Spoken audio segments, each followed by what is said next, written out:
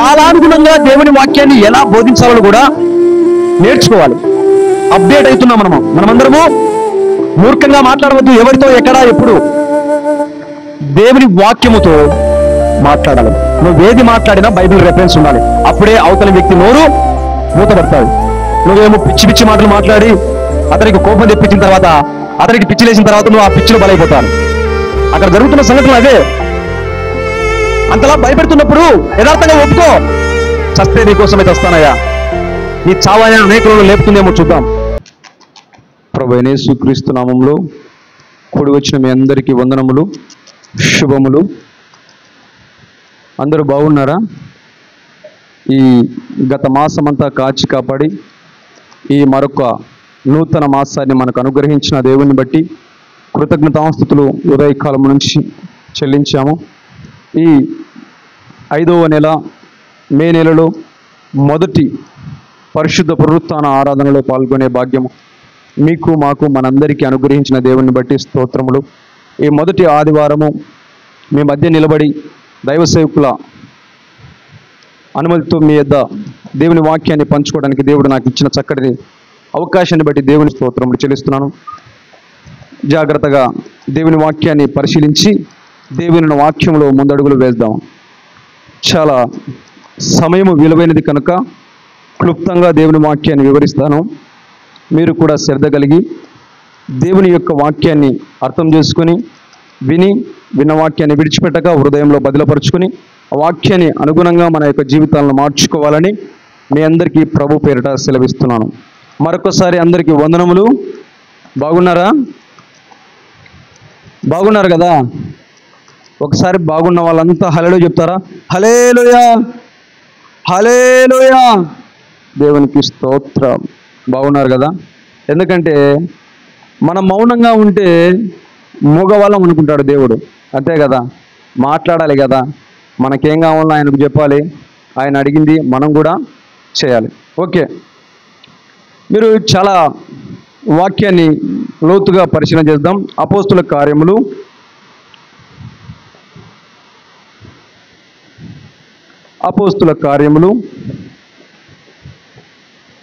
7వ అధ్యాయము 51వ వచనాన్ని నుంచి దేవుని వాక్యాన్ని మనం ఒకసారి దేవుని వాక్యాన్ని ధ్యానించినట్లయితే అక్కడ ఒక సంఘటన గురించి, ఒక భక్తుని గురించి వ్రాయబడిన లేఖనాలను మనము తెలుసుకోగలము.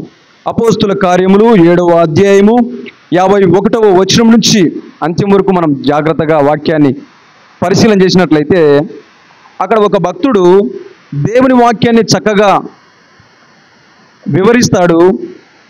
దేవుని వాక్యాన్ని చక్కగా దేవుని జ్ఞానాన్ని వివరిస్తున్నప్పుడు అనేకులు దేవుని వాక్యం పట్ల నిర్లక్ష్యం వహించడమే కాదు, దేవునికి శత్రువులై మనుషులను హతమార్చాలని చూస్తున్నారు.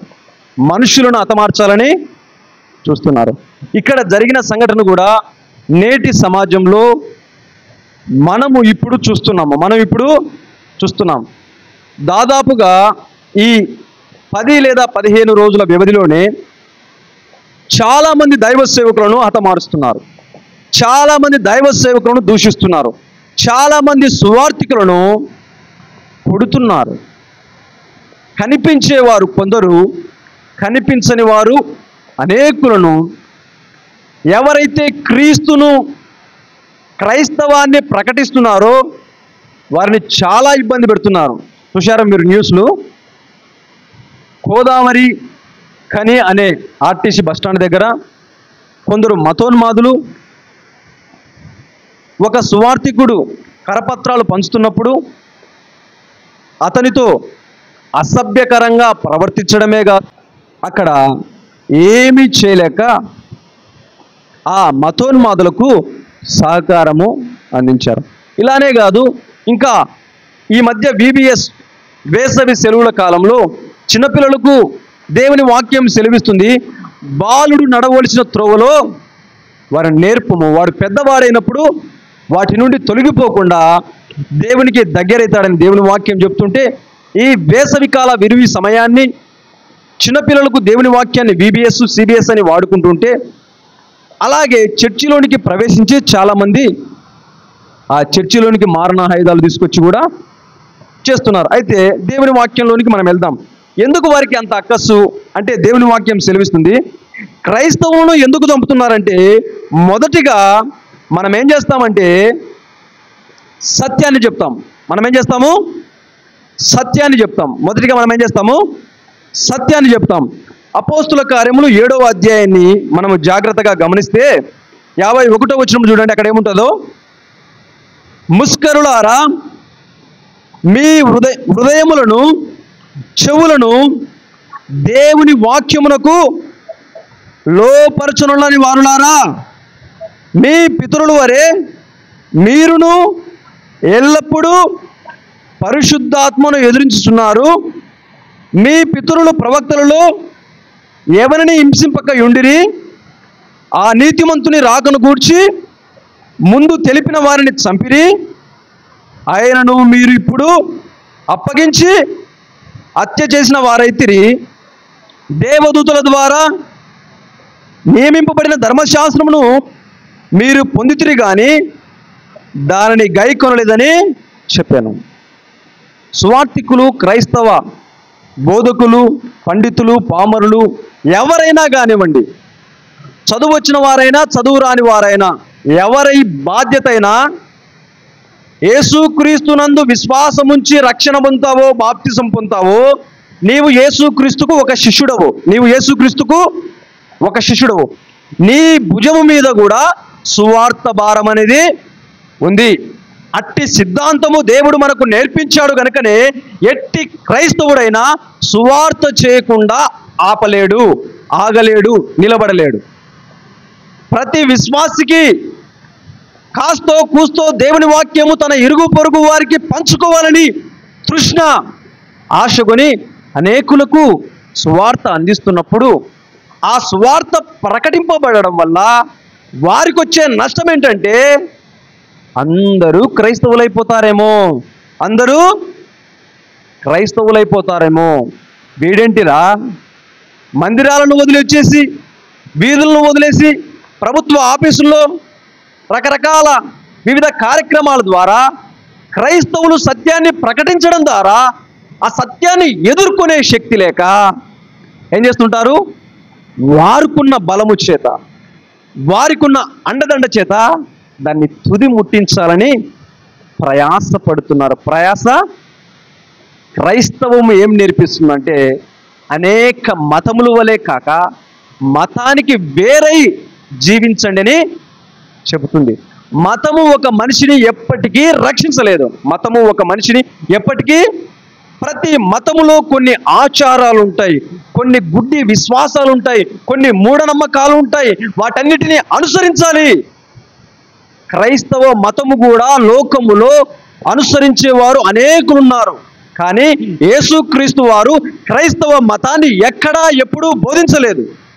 ఆయన క్రైస్తవ మార్గాన్ని మాత్రమే వివరించాడు. ఎందుకంటే ఈ భూలోకములో నుండి పరలోకానికి వెళ్ళే మార్గాన్ని మాత్రమే చెప్పాడు.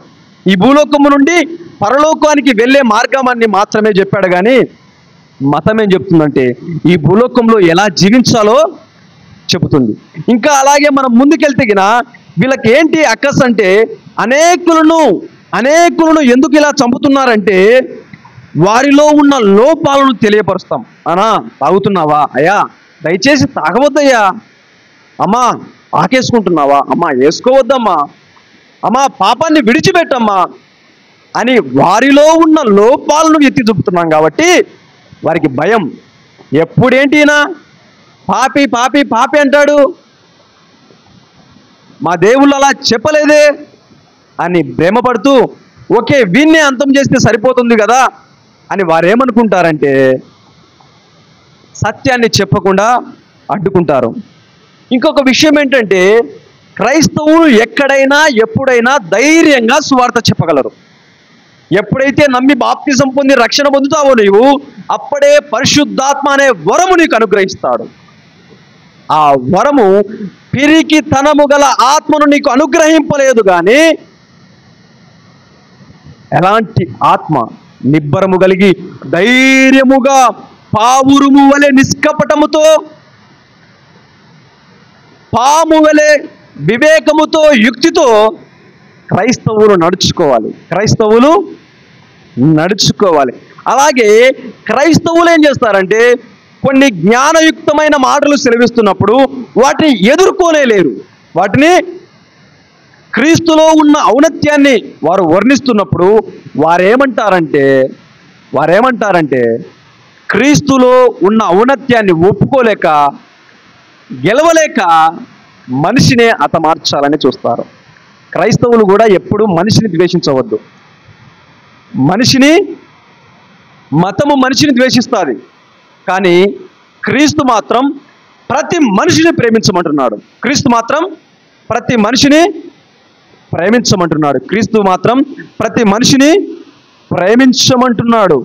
ప్రేమించమంటున్నాడు. అనేక విషయాలను క్రైస్తవులు కరపత్రిక రూపాల్లో బోధిస్తున్నప్పుడు వారిని ఎదుర్కొనే జ్ఞానము లేనప్పుడు, వారి దగ్గర ఎదుర్కొనే తెలివి లేనప్పుడు, బుద్ధి లేనప్పుడు, మాటలు లేనప్పుడు వారు ఏం చేస్తారంటే చేతులకు పని చెప్తారు. మనం కూడా అవతల వ్యక్తి న్యాయబద్ధంగా, నిమ్మలంగా, నిర్భయంగా సత్యాన్ని ప్రకటిస్తున్నప్పుడు, మాట్లాడుతున్నప్పుడు వారికి సమాధానం చెప్పలేక సాకులతో మనం ఏం చేస్తామంటే చేసుకుంటాం. సాకులతో లోకంలో అనేక సంఘటనలు చూడొచ్చు మీరు. ఎవరైనా సూటిగా చక్కగా సమాధానం చెప్తుంటే సమాధానాన్ని వినలేక, ఓర్చుకోలేక, సహించలేక, భరించలేక వారిని ఏం చేయాలనుకుంటున్నారు వీరు? మనిషి చెప్పే జ్ఞానాన్ని ఎదుర్కోలేక, తర్కాన్ని ఎదిరించలేక మనిషినే తుదిముట్టించాలని ప్రయాసపడుతున్నారు. వీడే లేకపోతే ఇంకా ఈ మాటలు ఆగిపోతాయి కదా అనుకుంటున్నారు. వాడిపోతే ఇంకా ఏంటి? వాడిపోతే అనేకులను లేపుతాడు. అనేకులను ఒక్కరిలో ఆగిపోయేది కాదు ఈ శక్తి. ఎలాంటిదంటే ఒక్కరిలో ఆగిపోయేది కాదు. ప్రతి వ్యక్తిలో ఒక జ్వాలలా రగిలేది ఈ క్రీస్తు ప్రేమ. ప్రతి మనిషిలో ఉన్న లోపాలను సరిచేస్తూ, సత్యాన్ని చక్కగా వివరిస్తూ, అనేకులను నరకాగ్ని నుండి కాపాడి వారిని పరలోకం వైపు నడిపించాలని అనేకులు ప్రయాసపడుతున్నారు.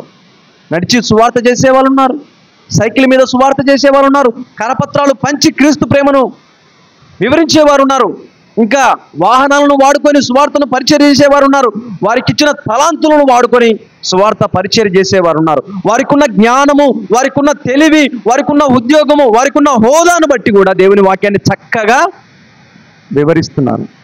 ఇది ఒకరు చెప్తే ఆగిపోయేది కానీ ఒక వ్యక్తిని చంపడం వల్ల ఆ వ్యక్తి మరణము అనేకులను లేపుతుంది. ఒకవేళ ఆ ప్రారంభ శతాబ్దంలోనే క్రీస్తును చంపేయాలని చూసినారు కదా, వారికి ఉన్న ప్రయాస ఇప్పుడు కూడా ప్రయాసపడుతున్నారు. ఆనాటి యూదా జనాంగం ఏం పడ్డారంటే ప్రయాస, అరే దేవుని కంటే గొప్పడని ప్రకటించుకుంటున్నాడు ఈ యేసుక్రీస్తు, నేనే రాజును, ఐఎమ్ ద కింగ్ అని చెప్పుకుంటున్నాడు యేసుక్రీస్తు. ఈయన రాజు కాదు, దేవుని కుమారుడు కాదు, మనుష్య కుమారుడు అని చెప్పుకుంటున్నాడు, ఈయన దేవుని కుమారుడు కానే కాదు అని ఆయనను అనేక ప్రశ్నలు వేసినప్పుడు ప్రతి ప్రశ్నకు చాలా చక్కగా జవాబు చెప్తుంటే జవాబును ఓర్చుకోలేకపోయారు. పిలాతు దగ్గరికి వెళ్ళి తీసుకెళ్ళి నువ్వు రాజువా అంటే నువ్వు అన్నట్లే అంటే వారికి అర్థం కావడం లేదు. ఆ తర్కము, దేవుని జ్ఞానము మనుషుల హృదయాలకు అర్థం కాలేదు. అందుకే వారు ఏమంటున్నారంటే, అయ్యా వీనితో ఏంది మాట్లాడేది, వీనికి సమాధానం మనం చెప్పలేము, కాబట్టి ఇతన్నే తుదిముట్టిస్తాము అని ఆ రోజు ప్రయాసపడ్డారు. యూదా జనాంగమంతా యేసుక్రీస్తును చంపాలనే ప్రయత్నం చేశారు, చంపారు. అంతటితో ఆగిపోయిందా? అంతటి కంటే 1000 రెట్లుగా అక్కడున్న సువార్త అనేక భూమండలానికంతా, అంతవరకు తోమా గారు, అంతవరకు అపోస్తులు ఆ చుట్టుపక్కల ఉన్న ప్రాంతాలకు, పట్టణాలకు, దేశాలకే ప్రకటించారు.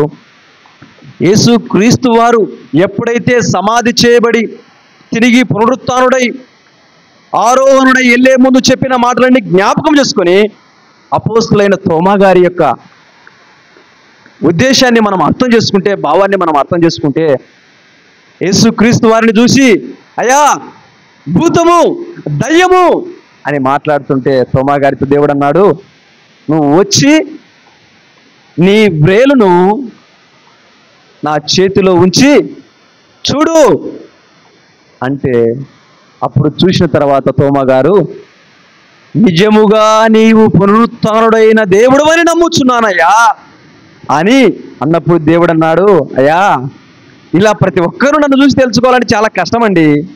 ఇలా ప్రతి ఒక్కరూ నన్ను చూసి తెలుసుకోవాలంటే కష్టం. అందుకే చూసి నమ్మిన వారి కంటే చూడక నమ్మిన వారు, మనము కనిపించని వాటి కోసం ప్రయాసపడుతున్నాం. పరలోకం అనేది కనిపించదు, కానీ మనము మరణించిన తర్వాత మరొక లోకం ఉన్నది, మరొక రాజ్యం ఉన్నది. ఆ రాజ్య ప్రవేశం కోసమే ఇంతలా ప్రయాసపడుతున్నాం. ఇంతలా అది మన కంటికి కనిపించవు. అలాంటి వాటినే నమ్మాలంటున్నాడు దేవుడు. అందుకే అపోస్తులైన తోమా గారి ద్వారా ఆ మాటలు పలికాడు. ఏమని? చూచి నమ్మిన వారి కంటే చూడక నమ్మిన వారు. ఆ మాట వింటానే తోమా గారి యొక్క హృదయము ఏ విధంగా స్పందించిందో, మన దేశానికి వచ్చి మన తెలుగు రాష్ట్రాల్లో కూడా నడియాడినాడని చాలామంది అంటారు. వ్యాపించి మద్రాసు పట్టణంలో కదా ఆయన దేవాలయము, ఆయన యొక్క సమాధి ఉన్నది. అనేకులకు దేవుని వాక్యం వివరించి చాలా తర్కముతో, చాలా జ్ఞానముతో, ఎవరిచ్చారు ఆ జ్ఞానము, ఎవరిచ్చారు ఆ తర్కం అంటే దేవుని యొక్క ఆత్మ, దేవుని యొక్క ఆత్మ. ఎందుకంటే ఆ రోజు యేసుక్రీస్తు వారు పునరుత్థానమైనప్పుడు వారందరూ మేడ గదిలో కూడుకున్నప్పుడు, వారందరూ వాక్యాన్ని వివరిస్తున్నప్పుడు అగ్ని జ్వాలల నాలుకలు వ్యాపించి అనేక భాషలు మాట్లాడారు. వారి మధ్యలో ఉన్నవారంటున్నారు, అయ్యా వీరు మత్తులై మాట్లాడుతున్నారేమో అన్నప్పుడు, అలా కాదు సుమా, దేవుని ఆత్మ వారిలో పనిచేసి అద్భుతాలు, ఆశ్చర్య కార్యాలు ఆ మేడ గది నుంచే ప్రారంభమై అనేక అన్య భాషలు మాట్లాడడం చూస్తే, అయ్యా వీరు ఇంతవరకు పామరులు కదా, ఇప్పుడు ఎలా ప్రకటిస్తున్నారు క్రీస్తు ప్రేమనంటే, దేవుని యొక్క జ్ఞానము అలా ఉంటుంది. దేవుని యొక్క జ్ఞానము అలా ఉంటుంది. దేవుని ఆత్మ మనకి ఏది అవసరమో అది మనకు అనుగ్రహిస్తాడు. దేవుడు అనుగ్రహిస్తాడు. మీరు మొట్టమొదటిగా ఆది ఖండాన్ని, దేవుని వాక్యాన్ని జాగ్రత్తగా పరిశీలన చేస్తే, దేవుడు జిగట మట్టిని తీసుకుని ఒక ఆకారంతో ఒక బొమ్మ చేసినప్పుడు అది కేవలము బొమ్మ, ఆకారం మాత్రమే. కానీ ఎప్పుడైతే దేవుడు నరుని నాసికారంధ్రంలో ఆ యొక్క ఆకారానికి దేవుడు జీవాత్మ ఊదాడో, అప్పుడు నరుడేమయ్యాడు?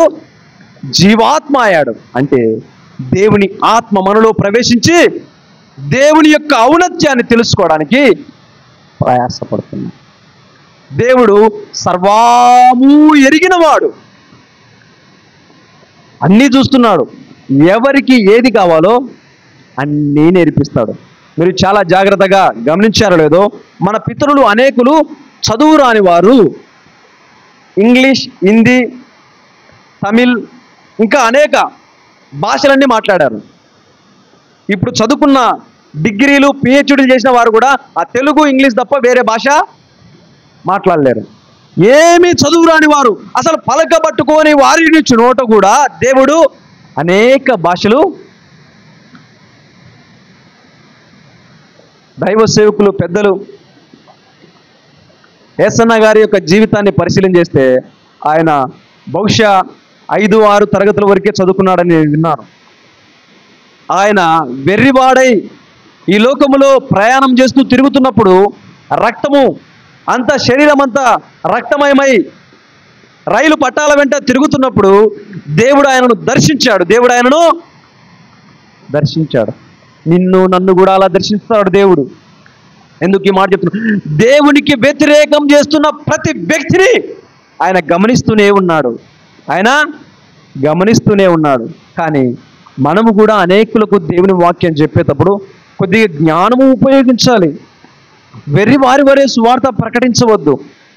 ఎందుకు ఈ మాట చెప్తున్నానంటే, మనము సువార్త ప్రకటించేటప్పుడు కొన్ని మెలకువలు నేర్చుకోవాలి. పరిశుద్ధాత్మ దేవుడు పెద్దల ద్వారా, సేవకుల ద్వారా, సంఘాల ద్వారా, అనేకుల అభిషక్తులైన దైవ సేవకుల ద్వారా అనేక పాఠాల రూపంలో దేవుడు వారి యొక్క అనుభవాల రూపంలో మనకు నేర్పిస్తాడు.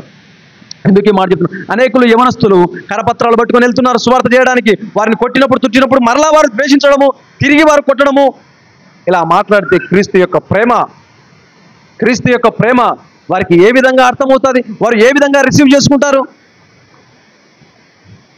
నీ కుడి చెంప కొట్టిన వారిని ఎడమ చెంప కూడా నీ తిప్పు అని దేవుని వాక్యం చెప్తుంటే, నీవు మరలా వారిని కొడితే దేవుని వాక్యానికి ఔన్నత్యం ఎక్కడ ఉంటుంది? ఎక్కడ దేవుని వాక్యానికి స్పేస్ ఎక్కడ ఉంటుంది? ఎక్కడ దేవుని వాక్యము ప్రకటించే వ్యక్తి ముందుగా భారతదేశం మనకిచ్చిన హక్కులను తెలుసుకోవాలి. ఇండియన్ కాన్స్టిట్యూషన్ మనకు కల్పించిన ఆర్టికల్స్ను అధ్యయనం చేయాలి. రాజ్యాంగంలో పొందుపరిచిన ఆర్టికల్ 19, 20, 25ను ధ్యానించాలి. వాటిని కూడా తెలుసుకోవాలి. ఎందుకు ఈ లోక విద్యను కూడా మనం అభ్యసిస్తున్నాం కదా. మరి ఈ లోకంలో జీవిస్తున్నాం కనుక మన యొక్క చట్టాలను కూడా తెలుసుకోవాలి. ఎందుకని చెప్తున్నానంటే, ఆర్టికల్ 25 అనేది స్పష్టంగా చెప్తుంది, ఎక్కడైనా బహిరంగ ప్రదేశాలలో నీవు నమ్మిన విశ్వాసాన్ని ప్రకటించవచ్చు. నీకు 15 సంవత్సరాలు 18 సంవత్సరాలు నిండిన వాడైతే నువ్వు ఏ విశ్వాసాన్నైనా, ఏ మత విశ్వాసాన్నైనా నువ్వు విశ్వసించవచ్చు. రాజ్యాంగం మనకు కల్పించిన హక్కులను వినియోగించుకోవాలి. ప్రతి ఆర్టికల్ను మనం తెలుసుకోవాలి. అనేకులు సువార్త చెప్తున్నారు. ఎలా చెప్తున్నారంటే, వారిని చూసి ఏం చెప్పాలని అర్థం కాలేదు. అరే నాయన, మీరు సువార్త చెప్పడం కంటే మౌనంగా ఉండడం మేలు. ఎలా చెప్తున్నారంటే, ఒక మాట మనం అర్థమయ్యే భాషలో చెప్తాను. ఇప్పుడు మా అమ్మ యొక్క గొప్పతనాన్ని నేను చెప్పాలనుకోండి, జాగ్రత్తగా వినండి. మా అమ్మ యొక్క గొప్పతనాన్ని చెప్పాలనుకోండి, నేను మా అమ్మ యొక్క గొప్పతనాన్ని మాత్రమే చెప్పాలి. మా అమ్మ నన్ను ఇలా ప్రేమగా చూసుకునేది, మా అమ్మ నన్ను చాలా మంచిగా ప్రేమించేది, కోపపడేది కాదు, నాకేది కావాలంటే అది తీసిచ్చేది, ఏది అడిగినా ఎదురు సమానం చెప్పకపోయేది. మా అమ్మకు ఎంత ప్రేమ అంటే, నేను ఒక క్షణం కనిపించకపోయినా అనేకులను అడుగుతుంది, నా అబ్బాయి, మా కుమారుడు, నా కుమార్తె ఎక్కడికి వెళ్ళాడని. ఇలా చక్కగా మన తల్లి గురించి మనం చెప్పుకోవచ్చు. కానీ మన అమ్మ గొప్పతనాన్ని గురించి చెప్పుకున్నప్పుడు, మన తల్లి గొప్పతనాన్ని చెప్పుకున్నప్పుడు, అరే అబ్బాయ్, మీ అమ్మ నీకు పండగకు బట్టలు తీపిలేదు కదా, మా అమ్మ తీపిచ్చి ఎంత గ్రేటు అంటే, వారిలో ఇండైరెక్ట్గా మనమే అక్కసును నేర్పిస్తున్నాం. ఇప్పుడు మా అమ్మ గొప్పతనాన్ని గురించి మాత్రమే చెప్పాలి నేను. ఎదుటి వారి యొక్క అమ్మ గొప్పతనాన్ని హేళనగా తగ్గించి చెప్పడం నా ధర్మం కాదు, బైబిల్ ధర్మం కూడా కాదు. అలాగే మనం ఎలా మాట్లాడుకుంటున్నామో, యేసుక్రీస్తు యొక్క గొప్పతనాన్ని చెప్పేటప్పుడు యేసుక్రీస్తును మాత్రమే ప్రకటించాలి. ఇంకా మిగతా వారి గురించి నీకు అక్కర్లేదు. మిగతా వారి గురించి, వారి దేవుళ్ళ గురించి, వారి మత విశ్వాసాల గురించి, వారి యొక్క ధర్మాల గురించి నీకు అవసరము లేదు. ఎందుకు? బైబిల్ వాటిని చెప్పలేదు. నిజము. అపోస్తులైన పౌలు గారు ఏథెన్సు పట్టణానికి వెళ్ళినప్పుడు వారందరూ ఎలాంటి వారు? ఒక్కొక్కరు ఒక మత విశ్వాసాన్ని విశ్వసించి పాటించేవారు. కానీ ఆ ప్రాంతానికి అపోస్తులైన పౌలు వెళ్ళినప్పుడు వారికి ఎంత చక్కటి సువార్త చెప్పాడు. అమ్మా, అయ్యా, ఇదిగో వీరందరికీ మీరు నమస్కరిస్తున్నారు కదా, నేను కూడా ఒక దేవుని చెప్తానమ్మా. ఇదిగో తెలియబడిన దేవుని గురించి మీకు సువార్త చెప్తాను ఈరోజు అని చెప్పి, ఆ ఏథెన్స్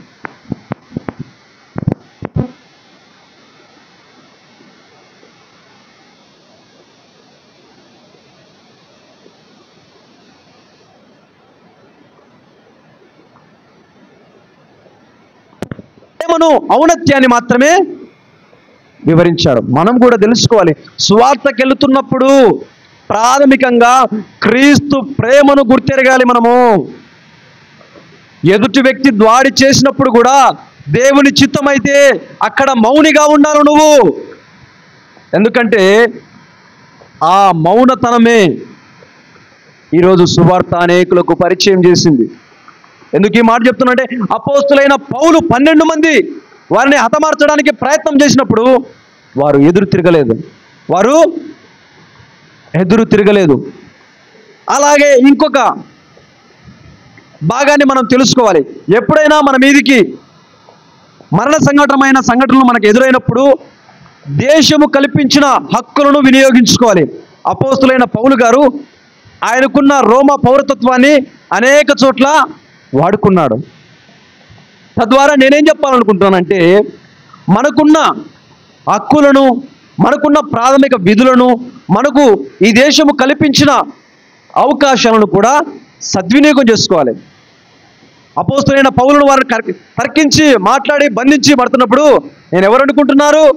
గమాలీయులలో ప్రావీణ్యం పొంది విద్య నేర్చుకున్న వాడిని, ధర్మశాస్త్రమును అవపోస పట్టిన వాడను, నేను రోమా పౌరతత్వాన్ని కలిగిన వాడను, నన్ను ఎలా మీరు బంధిస్తారయ్యా అని ఎంత చక్కగా దేవుని వాక్యాన్ని చెప్పాడు. అక్కడ మనం తెలుసుకోవాలంటే, నేను భారతీయుడను, నేను ఈ భారతీయుడైన నాకు కొన్ని హక్కులున్నాయి, భారత రాజ్యాంగం నాకు కల్పించిన హక్కులున్నాయి, వాటిని నేను వినియోగించుకొని మాత్రమే దేవుని సువార్తను ప్రకటిస్తున్నాను అని ఆ హక్కులు వివరించాలి. ఆ హక్కులు ప్రశ్నించే వ్యక్తి కూడా నీవు సమాధానం చెప్తే మౌనమై ఉండాలి. అతని నీ యొక్క జవాబు ఎలా ఉండాలంటే అతడు మౌని అయి ఉండేటట్లు ఉండాలి. ఎందుకు? అంత సబ్జెక్ట్, అంత జ్ఞానము నువ్వు సంపాదించాలని దేవుని వాక్యము సెలవిస్తుంది. ఎవరు నేర్పుతారు ఇలాంటి జ్ఞానము? ఎవరు చెప్తారు ఇలాంటి సబ్జెక్టులు అంటే పరిశుద్ధాత్మ దేవుడే ప్రతి ఈవిని నీకు అనుగ్రహిస్తాడు. దేవుని కృపలో నీవు వర్ధిల్లుతున్నప్పుడు నీకు ఏది అవసరమో ప్రతి విషయాన్ని నీకు క్షుణ్ణంగా నేర్పిస్తాడు. మనం సత్య సువార్తను బోధిస్తున్నప్పుడు సత్యమనే భ్రమలో అనేకులు అసత్యాన్ని కూడా బోధిస్తున్నారు. ఇంతవరకు సత్యాన్ని బోధిస్తున్నందుకు చంపుతున్నారు. ఇంకొక రెండవ కోణం కూడా తెలుసుకోవాలి. సత్యాన్ని బోధిస్తున్నామనే భ్రమలో అసత్యాన్ని కూడా బోధిస్తున్నారు. అసత్యాన్ని కూడా కాలం వెనక్కెళ్తుందో ముందుకెళ్తుందో అర్థం కావడం లేదు.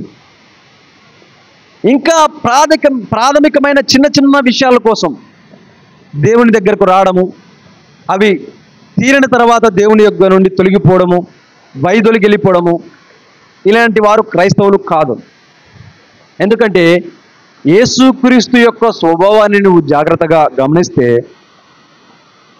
ఈరోజు చాలామంది ఉద్యోగాలు లేక యేసుక్రీస్తు దగ్గరకు వస్తున్నారు, వ్యాపారాలు లేక దేవుని దగ్గరకు వస్తున్నారు, వివాహాలు లేక దేవుని యొద్దకు వస్తున్నారు, సంతానము లేక దేవుని యొద్దకు వస్తున్నారు, ప్రమోషన్ లేక దేవుని యొద్దకు వస్తున్నారు, ఇంకా సరైన ఇల్లు లేక దేవుని యొద్దకు వస్తున్నారు, సరైన ఆరోగ్యం లేక అనారోగ్యంతో దేవుని యొద్దకు వస్తున్నారు.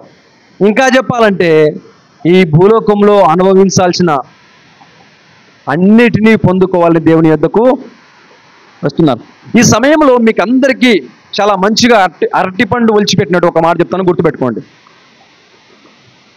వీరందరూ దేవుని యొద్దకు ఇన్ని రకాలుగా వస్తున్నారు కదా. నాకు జబ్బు వచ్చింది, జబ్బు తగ్గాలి, ఉద్యోగం లేదు, ఉద్యోగం కావాలి, వివాహం కాలేదు, వివాహం కావాలి, పిల్లలు లేరు, సంతానం కావాలి, ఇంకా ప్రమోషన్స్ కావాలి, ఇంకా ఇల్లు కావాలి, వాహనం కావాలి, ఇంకా అనేక రకాలుగా. మీరు దేవుని వాక్యాన్ని చక్కగా, అంటే ఎంత పాండిత్యం అవసరం లేదు, సాధారణమైన వ్యక్తులు కూడా దేవుని వాక్యం అర్థమవుతుంది. ఎందుకు ఈ మాట చెప్తున్నా అంటే, యేసుక్రీస్తును ప్రాథమికంగా అనుసరించిన వ్యక్తులు 12 మంది మాత్రమే. యేసుక్రీస్తును ప్రాథమికంగా మొదటిగా యేసుక్రీస్తు అడుగు జాడల్లో నడిచినది ఎంతమంది? 12 మంది. తర్వాత 70 మంది. తర్వాత అనేకులు అంత్యోకలో క్రైస్తవులు అనబడింది. ఇలా జనాలు ప్రబలమై ఆయన చుట్టూ ఆయన బోధలు వింటూ అనేకులు క్రైస్తవులై, అపోస్తులైన పేతురు గారు మొట్టమొదటిగా ప్రసంగం చెప్పినప్పుడు 3000 మంది ఇంచుమించు అక్కడ బాప్తిసం పొంది రక్షణలోనికి నడుచున్నారు. ఓకే, సంతోషం. ఇక్కడ ఒక విషయం చెప్తాను చూడండి. ప్రాథమికంగా యేసుక్రీస్తును అనుసరించినది ఎంతమంది? 12 మంది. వారు అనుసరించడం కాదు, ఆయన ఏదైతే చెప్పాడో కన్న వాటిని విన్న వాటిని మాత్రమే వివరించారు. జాగ్రత్తగా వినండి. వారు కన్న వాటిని, విన్న వాటిని, చూసిన వాటిని మాత్రమే చెప్పారు. కల్పనా కథలు చెప్పలేదు, హడావిడి చేయలేదు, అద్భుతాలు ఆశ్చర్యకార్యాలని ట్యాగ్లైన్ వేసుకొని చెప్పలేదు. వారేం చెప్పారు? కన్న వాటిని, విన్న వాటిని మాత్రమే చెప్పాలని ప్రయత్నం చేశారు. మరి 12 మందితో దేవుడు సన్నిహితంగా ప్రవర్తించాడు, వారితో కూర్చున్నాడు, వారితో కలిసి తిరిగాడు, వారితో భోజనం చేశాడు, వారితో నిద్రించాడు, వారితో ప్రయాణం చేశాడు. ఇలా యేసుక్రీస్తుతో పర్సనల్గా వారికి అటాచ్మెంట్ ఉంది, బాండింగ్ ఉంది. మీరు గమనించారు కదా, 12 మంది యేసుక్రీస్తును చూశారు, ఆయనతో వ్యక్తిగతంగా వారికి పరిచయం ఉన్నది, కలిసి ఆయనతో సహవాసం చేశారు. కానీ 12 మంది ఎక్కడా పెద్ద పెద్ద మాటలు కట్టుకోలేదు. 12 మంది అన్నీ విడిచిపెట్టి దేవుని యొద్దకు వచ్చారు. ఇప్పుడు మనోళ్ళు ఏం చేస్తున్నారంటే, అన్నీ అలాగే ఉండండి, దేవుని యొద్దకు వస్తే 100 దేవుడు చేస్తాడు. మీకున్నవన్నీ అట్లాగే ఉంటాయి, వాటిని 100 ఇంతలు, 100 ఇంతలు, 30 అంతలుగా, 60 అంతలుగా, 100 అంతలుగా, ఇంకా అనేక అంతలుగా వారిని దీవించని దంతెలుగా చెప్తున్నారు. వారు ఉన్న వాటిని విడిచిపెట్టి యేసుక్రీస్తు వద్దకు వచ్చారు. ఈరోజేమో ఉన్నవి విడిచిపెట్టొద్దంట, ఉన్నవే దీవించి ఆశీర్వదిస్తారంట వీరు. వారు ఎక్కడ ఈలోక సుఖ భోగాలను అనుభవించలేదు. తల్లిదండ్రులను విడిచిపెట్టారు, భార్య పిల్లలను విడిచిపెట్టారు, వారున్న పట్టణాన్ని విడిచిపెట్టారు, వారున్న ప్రాంతాన్ని విడిచిపెట్టారు, వారున్న దేశాన్ని విడిచిపెట్టారు, సమస్తాన్ని విడిచిపెట్టి. మోషే చెప్తాడు కదా, వీరితో సుఖభోగాలు అనుభవించట కంటే శ్రమలో క్రీస్తు మనసును ధరించుకోవడము నాకు చాలా యుక్తము అన్నట్లుగా, మరి యేసుక్రీస్తుతో కలిసిన వారికే 12 మందికి హతసాక్షులు అయ్యారు. వారిని ఎంత నరహంతకులు చేసి వారిని చంపారు, మనుషులను మృగాలుగా శిరచ్ఛేదనం చేశారు, శిరలో మ్రాణుకెక్కించారు, రంపములతో కోశారు, బల్లెములతో పొడిచారు, కొరడా దెబ్బలతో అనేక గాయాలను చేర్చారు. వారి వేదన వర్ణనాతీతము. ఎంతలా అంటే ఒక్క భక్తుడు మినహా 11 మంది హతసాక్షులై ఈ మతోన్మాది చేతిలో హతమైపోయారు. వారి యొక్క హతసాక్షుల మరణమే ఈరోజు ఈ వాక్యాన్ని ఇంతలా మనలను ప్రభావితం చేస్తుంది.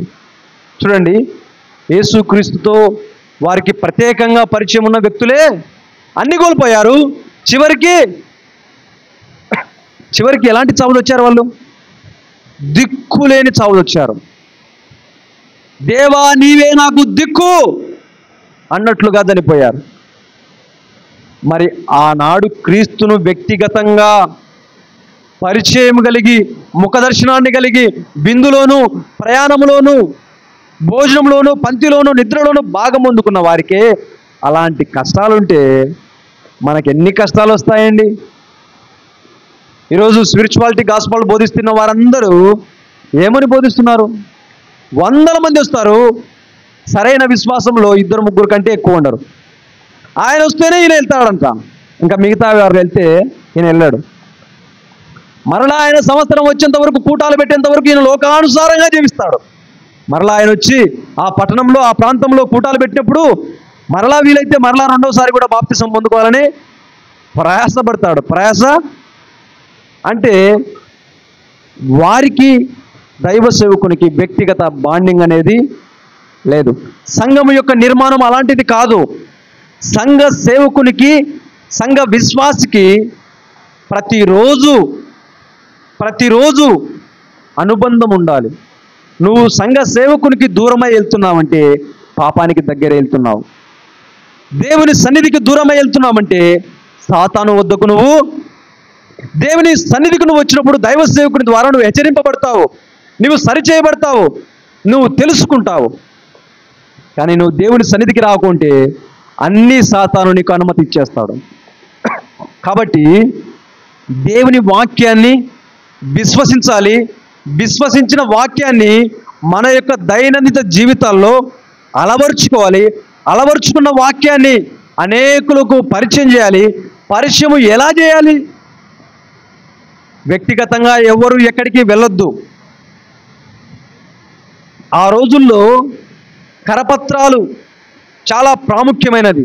కానీ అన్నిటికంటే ఈ రోజుల్లో సోషల్ మీడియానే అనేకులను ప్రభావితం చేస్తుంది.